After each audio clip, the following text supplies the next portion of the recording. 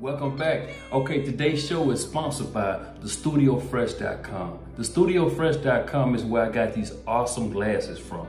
They also have shades to make you look cool. And even if you're a waver, if you're into getting waves in your hair, obviously I don't have any waves, but you can also get a do-rag. Thestudiofresh.com. Hit the link at the bottom. So now my whole goal is, man, as a financial expert, is not to just help the people, but to help the artists.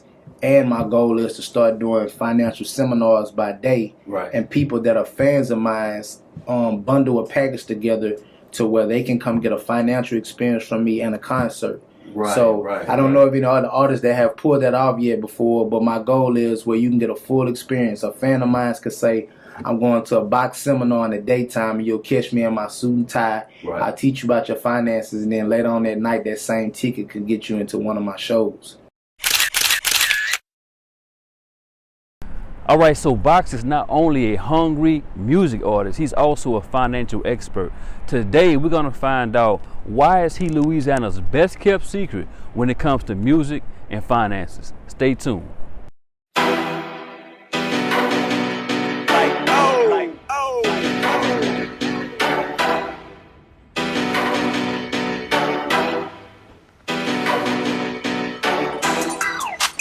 Slow feet don't eat. Out here, man. The hustlers gonna love this. But you know, all bets on me. Bet on me, bet on me. All bets on me. Bet on me, bet on me. All bets on me, bet on me. So where did Boxx The Hungry Genius arise from? I'm out of Baton Rouge, Louisiana. Been here my whole life. Grew up in Sherwood Forest, the hood, we call it Sherwood.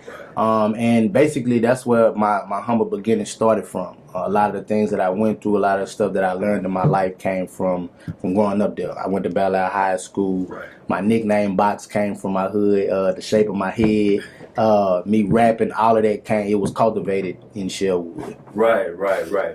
Yeah. Okay, so who would you say were some of your earlier musical influences? I would say first it would have to be Max Manelli. It was the Baton Rouge artist, but Max was the first person that got my attention with the Max Payne album. And that's when I started rapping. My first series was Bring the Pain Volume 1, Volume 2. That was inspired by Max. But I was a bootlegger in high school, so I sold a lot of mixtape CDs and stuff like that. Right. So I would have to listen to the music before I sell it. And that's how I fell in love with music. So I would say all the local Baton Rouge artists back then, Boosie was local back then. He wasn't as big as he is now. So I would say, you know, the Max Manellis, the Camp Life Entertainment, Boosie, all of those people inspired me to make me say, you know, I want to rap. And then it went into the Cash Monies and the people of that nature, you know. Right. And speaking of Max, man, Max is definitely a lyricist. Yes. So you appreciated those lyrics? Yeah. Yeah. I appreciated the lyrics and what he was talking about because I grew up in a single mother household. So Max would talk about his mom a lot and he would talk about the struggle a lot. And at that time when I was coming up, I started to see that I was in a struggle. At first, you don't really notice it if everybody around you is kind of in it. Right. But he was talking about some stuff that I could relate to. And at that time, I didn't understand lyricism, but I just understood his message. It was very clear and it stood out to me. And I would just play his music over and over. So yeah, I would say he was actually the first in my era lyricist that Baton Rouge has seen, you know. Right. Yeah, I definitely agree. Yeah. And so starting off, like, your raps, what did they consist of as far as like subject matter? Oh man, you know how it started. Start off like you rapping somebody else's song, so you might be freestyling with your partners, and then y'all rapping maybe a Cash Money, whoever is hot at the time song. And then I started to kind of like my subject matter would just be about things that I would see, you know, freestyling, things like that. And I would freestyle my cousins. They wasn't really serious with rapping, but they seen I was serious. And then we'll be old school. We'll go record ourselves on a tape and then play it back, things like that. So I wasn't intentional with what I was rapping about. I just liked making things rhyme, you know. That was before I took music serious, you know. Okay. Yeah. And so at what point did you say, hey, you know, I think I can really do this? 16, 17. I was in a rap group. It was called the Wrecking Crew. So it consisted of my cousin, Dewey, my homeboy Jamar at the time, and a homeboy named Scooter, and all of us, we just formed a group, and it was called a Wrecking Crew, and we was making like fight songs at the time. Okay. And it was an amazing experience, but that's when I started to see, hey man, I could really do this. I started recording in the closet at Scooter house, and we was making songs like that. And then I was like, okay, this is dope. So I went to the group and I'm like, hey man, let's start paying for some real studio time. Shout out to Puppy. Okay. Puppy introduced me to Gus from Bottom Line Records, and he was like, man, you need to go to a professional studio. And when I went to the studio to get my first professional experience, and I heard how clear I sounded, it was different from how you sound in the closet. Right. I took it serious, but the group at that time, they was more talented than me actually with rapping. Right. But I was more passionate, and I seen that I can do this for real. So I met up with them and I said, hey man, I need to know y'all serious about this. You know, we ain't been in the studio in weeks. Right. And they respected it to this day. I respect them. They was like, man, you know what, Boxx, you right. We not taking it serious. And I say, man, I'm going to have to just gracefully lead a group. I'm going to go solo. Right. And I didn't know what I was doing at that time. I just knew I was chasing something that I had an itch for. And at 17, I started to record my first mixtape called Bring the Pain Volume 1. And I went solo after that. I rode my bike to Dollar General every week to pay for that mixtape. I made $100 a week, took $30 from that and paid for studio time up until I created 18 songs.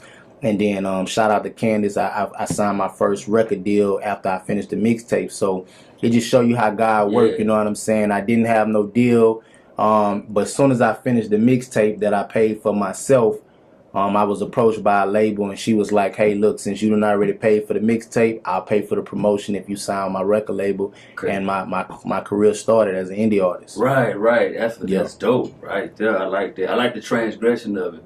Yeah. What lessons did you learn, like, when you first started rapping, like, within the game? I went through artist development. So I learned that basically it was you had to take it serious. You know, you rapping on the block or you rapping with your partners is different from when you have to show up on time at the studio and you have to look the part. Right. So when I first started rapping, I would show up to the studio. My lyrics would be wrote. I'd be ready. But I would have pajamas on and a t-shirt, because in my mind, nobody can see me in the studio. I just need to be clean when I leave up out of here or when I go do a show. Right. And my CEO at the time, she was like, man, look, no, you got to look presentable all the time. And just make sure your raps are written. I went through open mic, so I learned how to start rapping in front of a crowd. So literally, I was still in high school. So I would leave high school, and then later on that night, because I was a little bit older. Later on that night, my CEO would take me to open mics in the club. Right. And I would perform with my eyes closed, and I went through real artist development, and I would be stiff on stage. And then over time, I started learning how to command the crowd and get better with my craft. So I would say I learned through that experience how to become a real artist and how to become a performer, you know, and take the craft really serious outside of just writing songs. Right. So how many shows have you done so far? Oh man, I've been doing music 15 years. So I want to say maybe over 300 to 400 shows, maybe more than that. Really? Because I done did, you know, backyard shows. I done did shows where I had to have a mic with a cord, a cordless mic. So I done been in the trenches doing shows, hole in the wall clubs. Then I done went to big 2-3 story clubs, you know, and paid and promo. So a lot of artists, what they fail to understand is, man, you know, you don't have to start doing free shows unless you blessed enough from your first song out the gate. It's a hit, and then you getting called for paid shows. That didn't happen for me. So I had to work records, and I had to get my name known. I had to open up for a lot of artists. So I did a lot of free shows before I even started getting paid shows. And then still to this day, I still do promo shows on top of paid shows. So I probably did over 4, 5, maybe over that much, bro. Right. Okay, and so fast forward, you know, you got your feet wet, you got some talent in the game. Like, where are you now as far as, like, musically? I'm a CEO now. So I didn't know when I was signed to Big Faces Entertainment that I was going through artist development. I just always had that mentality, like most artists, man. You want somebody to come save you. You want somebody to give you an opportunity, which nothing is wrong with that. I'm not anti-signing a deal. I know a lot of people is on their wave right now. But I didn't know at that time that I'm thinking that when I was signed to the label, we was finna blow up and I was finna be the next thing smoking. But God really had me in a position where I was going through training and development with that label. I didn't know that that wasn't going to be the end all. Right. So now you talking fast forward. Now I'm a CEO. I have my own label, Hungry Boy Records. Right, right. I know some of the do's and don'ts and the mistakes that maybe I made or even my CEO made at the time, or just things we didn't know. Right. So I'm still putting out music as a solo artist, but I signed myself to my own label. Right. And now it's more of an ownership thing, but not just that. You can control the narrative. You can drop music when you want to. You don't have to go ask somebody, can you do this? And they might have to tell you where it's not in the budget or you can't do it right now. Right. You know, so, and you control what you want to put out. You know, when you sign to somebody, they do have say-so because they putting money into you of what you can release, and their ideas matter as well. Right. So that's where I'm at now, man. I'm a solo artist, but everything I'm dropping now is under my label. And then in the future, I'm looking at signing artists, but not right now. I want to make sure I get myself to a level to where if I stamp another artist, the approval is definitely up to par, and people could say, man, if Boxx said that this artist is dope, they're gonna go check him out, you know. Exactly, because your name behind it. Exactly, and I your name is your equity. You know, it takes a long time to build a good reputation, and it can go down in a second. Quick. So I want people to understand that, man, if Boxx is a dope artist and he's a man of his word and he got a good work ethic, if he didn't shine his light or gave his platform to another artist, it must be somebody serious, because he doesn't play behind his name. So I'm still building up the equity in my name, my platform, to where I can help other people and I can be able to give them guidance like I didn't have coming up in the rap game. You know? No doubt. Yeah. All right, tell us about your current project right now.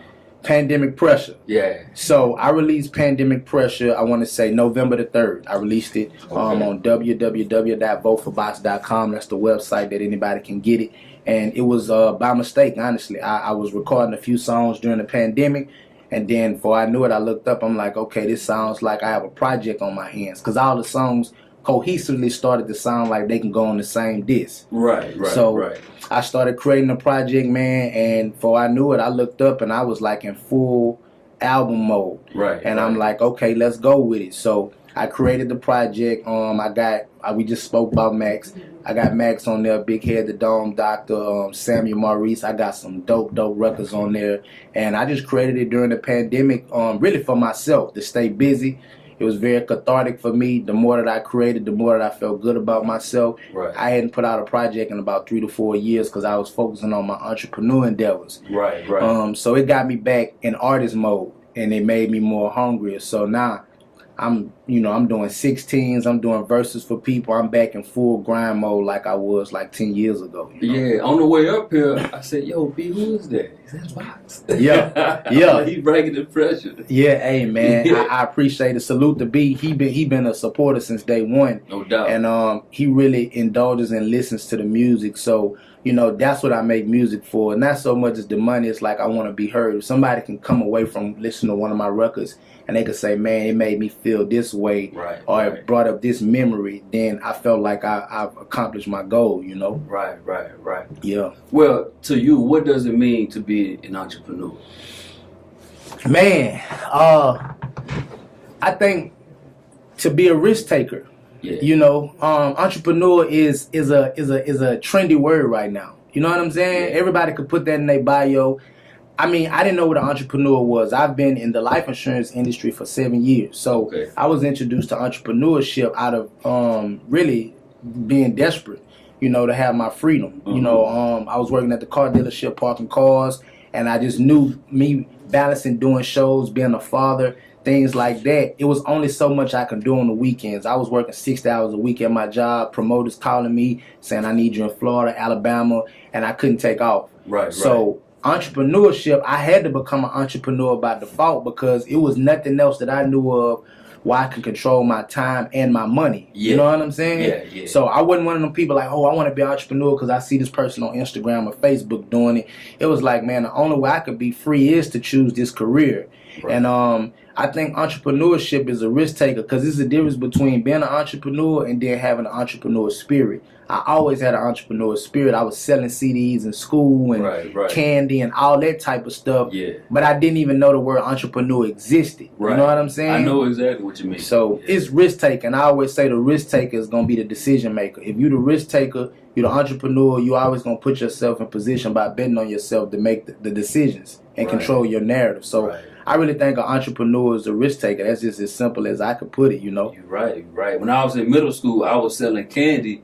I ain't know what I was doing. I just know it felt good. I got my own money. I'm in 6th grade, and I'm selling candy. Right. You got your own money. I got my own money. It's liberating, man. So definitely. Shout out to the entrepreneurs out there, even the people that's afraid to take that step. I don't tell people, man, everybody just need to leave their job, you know, the hell with their boss. I know some people, they fight with that. But you could be an entrepreneur whether you work a job or not, man. Exactly. I just feel like, man, right now is the time where people who have the entrepreneur abilities, they need to stand up and go with what they know, man, because the world needs more entrepreneurs, you know? Right. Cool. All right, so how did the letter to Boosie come about? Well, it was organically. Honestly, I'm going to be honest. I had been wrote the song. And then I liked it, but it was like, man, I could do better than that. I have an old version of the letter to Boosie that's 4 years old, but it was more on a club beat. So I wanted it to be more sentimental this time. Right. And music, what I say is cathartic for me, meaning sometimes I write music to get me through things. It's a healing process. No doubt. So letter to Boosie already was on my mind. One day I was chilling, you know, with my girl, and we got into it about something. I forgot what we got into it about, but I just remember I was just mad at the world, and I didn't want to disrespect her, so I left from wherever I was at with her, and I got in the car, and the only way that I figured that I could just calm down, I'm like, let me write. So instead of me writing a song about whatever me and her had got into an argument about, I'm like, let me put this energy into the letter to Boosie record I already wanted to write. Gotcha. So I started on it that day, and then later on that night, I actually I used to stay in South Baton Rouge a couple of years. I went back to the house that I used to stay in that I would see Boosie at. You know what I'm saying? My auntie stayed directly across the street from his grandmother. Right. So on the weekends, I would leave Sherwood and stay in the South. And then during the summer, I would stay in the South with my auntie and my cousin Leonard. So I would see Boosie as a kid. And I seen him just grow and become the superstar he was. So to make it even more personal, I started on a letter to Boosie record that night. And then I called my cousin and I was like, man, look, let me come camp over there tonight. And I really got that real feeling, from an art standpoint. So I went to the house that I seen him growing up in, and I finished the song. That's how serious I am about my art. You know what I'm saying? And it gave me that real feeling. And I finished the record, and I went to sleep. And I woke up the next day, and I was like, this it, you know. So that was my next question. It was therapeutic for you. When I finished writing the record, I was like, man, if Boosie ever hear this song, he gonna love it. And that's why in the beginning of the song I say, you know, I'm paraphrasing, but I basically was telling him in the beginning of the song, I'm not an artist that's looking to get noticed. Like, the song isn't for clout. So if he ever hear the song, the intention was, oh, Boosie gonna hear this song and then he gonna call me and sign me, or he gonna give me a free verse or nothing like that. It was really more, I want to pay homage to him. All my heartfelt records that anybody has ever heard me make is all inspired by him, meaning I would hear Boosie when I was younger, and I would hear him talk about things that I couldn't believe he was talking about. Like he say, mama sick with Theradrama and my daddy on dope. Like, my daddy was on and off dope and in and out of jail. So he would be speaking about things that most of your artists would be scared to talk about because back then, you know, music was more of the glitz and the glamour. Nobody was talking about the gutter.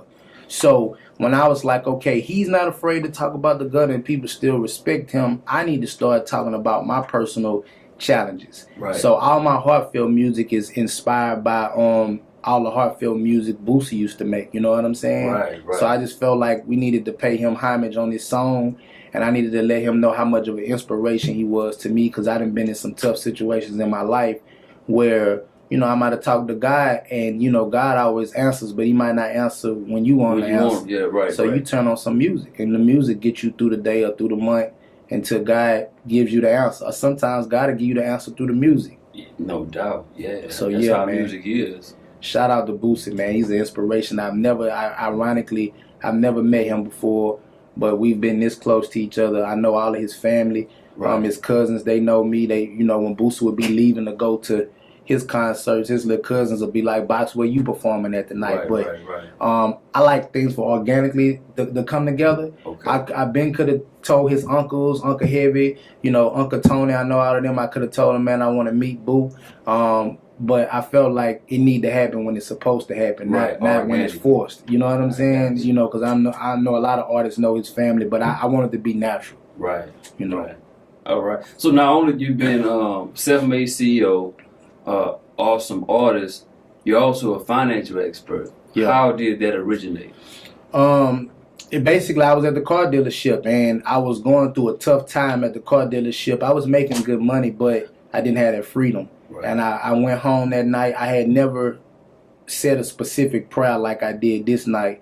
And that taught me a lot. I just knew that day after that day, I said, okay, if you want something in your life, not only do you need to pray about it, but you need to be specific, you know? Yeah, specific, yeah. I hit my knees, bro, and I said a specific prayer, and I just asked God to bless me with an extra hustle. I never forget those words. And 2 days later, I met my mentor, Charles Harris, and he showed me how to get into the financial business. And he was like, man, if I could show you how to work for yourself and you leave your job and you can go do your music at a high level, would you let me train you? And I was like, yeah, as long as it's legal. Yeah. And he kept his word. He trained me, man. And it's been history since that day. I got licensed, went into the life insurance industry, fell in love with it, seen that I knew how to connect with people across their kitchen table, help them put together a financial game plan. And I just kind of stepped back and I said, okay, God, you know, we always have our plans, but you have your plans. Right. You know, so I'm like, okay, what if this can catapult me with the music, but what if this could be something bigger? So now my whole goal is, man, as a financial expert, is not to just help the people, but to help the artists. And my goal is to start doing financial seminars by day. Right. And people that are fans of mine bundle a package together to where they can come get a financial experience from me and a concert. Right, so I don't know if you know other artists that have pulled that off yet before, but my goal is where you can get a full experience. A fan of mine could say, I'm going to a Boxx seminar in the daytime and you'll catch me in my suit and tie. Right. I'll teach you about your finances, and then later on that night, that same ticket could get you into one of my shows. I like that. So that's the goal right now, bro. I mean, God gave me the platform, so it's like, how can I bridge the gap between both and just help more people? Right. You know? And I heard you mention connect with people. Like, how do you connect with people? Just like how we doing right now, man. Just learning who they are, listening to them. You know, one thing I could say that the special lady in my life right now, she told me, she said, you know, maybe you see music and maybe you see business as something totally separate, but she told me, you know, maybe God gave you those platforms just to connect with more people, and I never thought of it like that. Right. You know, so it's like your gift is connecting with people, but sometimes God gives you different platforms to connect with them. You know, so I connect with people just meeting them where they at. You know, I don't talk over their head. I don't make nobody feel like I'm above them. You know what I'm saying? My motto, I always tell myself to stay humble, and with a spirit of humility is I'm of the people, not above the people, you know? Right. So I keep that mentality, even though I know I'm a king and I know I'm great and I'm a leader. When I'm amongst people that I may have a little bit more intellect than, or I might be better than, I'm never going to make them feel like that. It's always going to be a situation where I want to find out about you and what makes you tick and what makes you special and what makes you happy. And I feel like if I stay with that, I'll be able to connect with more people, but also be a leader to show people how to connect with more people, you know? Yeah, and that was my next thing. When you, it sounds like you're more charismatic, and people are more prone to be led by someone who's charismatic who can connect with the people. That's what I said the first time I seen one of y'all interviews. I was like, man, homie really, like, you just got it. You know what I'm saying? I'm like, you really know how to, because I done watched interviews with people, and some of them, they just ask straight questions. Right. No knocking on nobody that does interviews, but it's like, it's a difference when somebody really know how to connect with people. I could tell that you know how to connect with people and it comes natural. You know what I'm saying? So I feel like if God gives you that, you gotta do something with it. Right. You know? Right. Yeah. No doubt. Yep. And so, so as far as like being, would you say you're a financial expert? I don't like to use those words. Okay. I like to say, but I know what you mean. Right. Financial expert, this is what it makes me think. It makes me think that people think of me as walking on Wall Street with the big briefcase and I got about 50 people's stock information in my portfolio or none of that like that. Which it could be the case for that, but I think Money Coach is very simple. Money Coach. You know what I'm saying? So my nickname in the financial world is Money Coach Chris. Okay. And it's very simple, it's catchy, but it doesn't, because when you, in our community, when you say financial expert, that could scare people. Right. You know what I'm saying? It's like, oh, and they already see somebody like me or you that's clean and know how to talk. Some people view that as salesman energy. Yeah. And they view it as you slick, fast talking. You know, and I'm not that type of person. Right. But you already got a notch against you when you walk on somebody's door because you clean, you black, and you like a financial expert. So it's like, what you finna try to sell me or what you finna try to take advantage of me and talk slick. Right. Like they already give car salesmen a bad rep. Right. You know what I'm saying? So Money Coach is more when people say, well, what you do? I say I help people make money, save money, and show them how to get out of debt. Okay. That's those three things is not talking about me. That's something that you would be interested in. Most people want to make money, right? They want to save money and they want to know how to get out of debt. Right. So if I tell you that's what I do, you're more open to saying, okay, well, let me sit down with him and see what he does. You know what I'm saying? But if I say I'm this financial expert guru, our people shut down and they like, I don't know. You know what I'm saying? I don't know what you finna try to sell me, because most people, they already clenching onto their pocketbook or their wallet. Right. My goal is to educate them. You know, so a Money Coach is they educate you. I still could do everything that the other financial experts do, but I'm gonna just educate you along the way. I ain't gonna just take your money and say I'll go do this with it and I just keep you updated. Right. I'm gonna do that, but I'm also gonna say, hey, let me teach you what it is that I'm gonna be doing with your money. Now you can know if I mess up, you can know because I taught you what I was doing. Right. You know what I'm saying? You can go have a conversation with somebody at your job and you could teach them what I just taught you. I feel like if a child can't understand my presentation when I sit with a client, or you can't take a piece of the information I taught you and at least paraphrase it and go tell it to one of your homeboys or your homegirls, then I didn't do a good job of educating you. I talked over your head. I agree. You know what I'm saying? So that's why I say Money Coach. When people think of financial experts, they think of big words and stuff like that. And so prior to me, your finance mentor, where was your knowledge prior? In the as far as financial. Oh man. You know anything? I ain't know, bruh, nothing, dog. Like I didn't know nothing about money. But I'm gonna tell you something, man. Like I think about it to this day. And this for anybody that's looking at this, because I know a lot of people that might be in this situation. I was really, at that time in my life, I was soul searching, and I didn't know what I was soul searching for, because one day I sat down and I'm like, all right, God, and I know I probably didn't reference God a lot in this interview. I'm very spiritual, but I was like, you know, what is it I'm not doing right? I'm like, I'm a hard worker. You know, so I started naming off the stuff, and I know a lot of people do this. You know, I'm like, I'm a great father to my son. You know what I'm saying? I do right with people. I'm not perfect, but I don't wake up with a malicious, vindictive intent to mess over people. And I'm like, it just seemed like I can't get ahead. I'm like, it seemed like that I'm always coming from behind. I'm never ahead of the A-ball. You know what I'm saying? So I'm like, what is it that I don't know? I'm like, man, I make enough money, but it seemed like either I'm not doing the right things with my money. I'm working as hard as I can in the music industry, but it's seeming like I'm not getting my big break. I'm like, is this something that I don't know? Right. You know, I would take my lunch breaks at the car dealership, and I would see my lunch break was 30 minutes to an hour. Mm-hmm. You know what I'm saying? So I would see all the black people and all the people that wasn't in business piled up in McDonald's or Burger King line because you only got enough time to eat and get back. Yeah. But the blessing in me being a porter at the car dealership, I would drop the people off at their homes too whenever they all was getting changed on their car or whatever. Right. I would drop people off whether they was white or black, but I'm gonna be honest, most of them was white people that had money. I would drop them off in their neighborhoods that I didn't even know existed in Baton Rouge. sandwich. And when I would drop them at their house, sometimes it'd be during lunch, and I would notice there was no sense of urgency at restaurants when I would pass. So I would see the night and day. I would be like, okay, all of the black people, all of the people that work a job, they're bunched up in the McDonald's fast food line. But the people, I'm like, why is it people at Twin Peaks or people at TJ Ribs, they sitting with no sense, they don't have to get back to their job? So I started like just wondering about life around the time I got into the financial business. And make a long story short, I found out that they were entrepreneurs, that they were self-employed.